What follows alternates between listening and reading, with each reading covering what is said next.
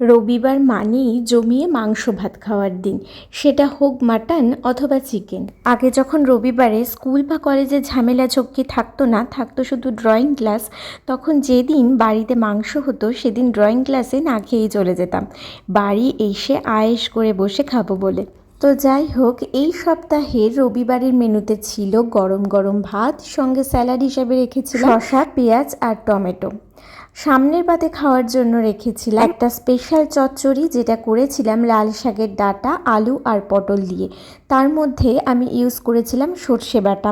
তোমরা চাইলে না এটা রেসিপি আমি তোমাদের সাথে শেয়ার করব, বিশ্বাস করো খুব সুন্দর হয়। আর তার মধ্যে যদি সর্ষের সাথে পোস্তটা অ্যাড করা যায় তাহলে তো ওটার টেস্ট আরও দ্বিগুণ বেড়ে যায়। এরপর বাটি ভর্তি করে একেবারে চিকেন রেখেছিলাম, একেবারে কষা কষা করে বানিয়েছিলাম, সঙ্গে একটা গোটা রসুনও রেখেছিলাম। শেষ পাতে ছিল আমের চাটনি, পাঁপড়, সঙ্গে 1 গ্লাস জল।